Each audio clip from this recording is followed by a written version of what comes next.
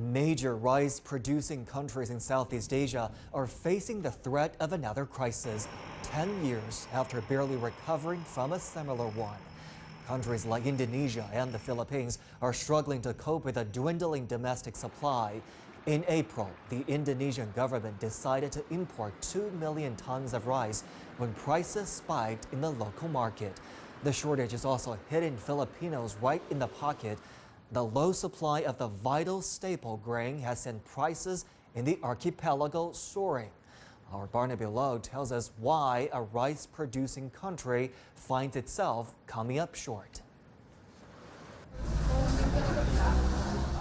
Lunch hour at a Manila eatery. From one customer to another, from table to table, there's no mistaking. Filipinos consume rice like none other. You see it, right?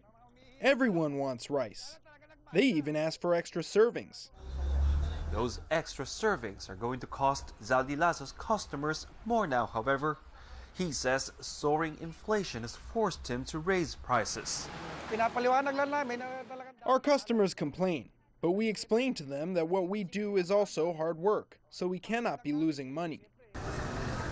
A shortage of government-purchased rice in the market has pushed prices of commercial rice up, making them unaffordable to many Filipinos. The result? Long lines in markets for cheaper but a limited amount of rice. For decades now, poor Filipinos have relied on government-subsidized rice, but that supply has been dwindling for 2 years. In 2016, the National Food Authority had 2 million metric tons of rice in stock. By June 2018, it was down to only 2,000 metric tons. President Rodrigo Duterte's spokesperson, Harry Roque, has accused the former head of the National Food Authority of misusing public funds. Jason Aquino failed to use allocated funds to buy rice from local farmers to ensure a buffer stock. Instead, he favored certain importers. In fact, a farmers' union says the only sustainable solution is for the government to support and buy from Filipino farmers. We think the solutions are genuine land reform, the suspension of rice importation, and the purchase of rice from local farmers by the National Food Authority. For now, though, the government has resorted to importing even more rice to bring prices down. The long-term goal, administrations then and now have said, is to be self-sufficient.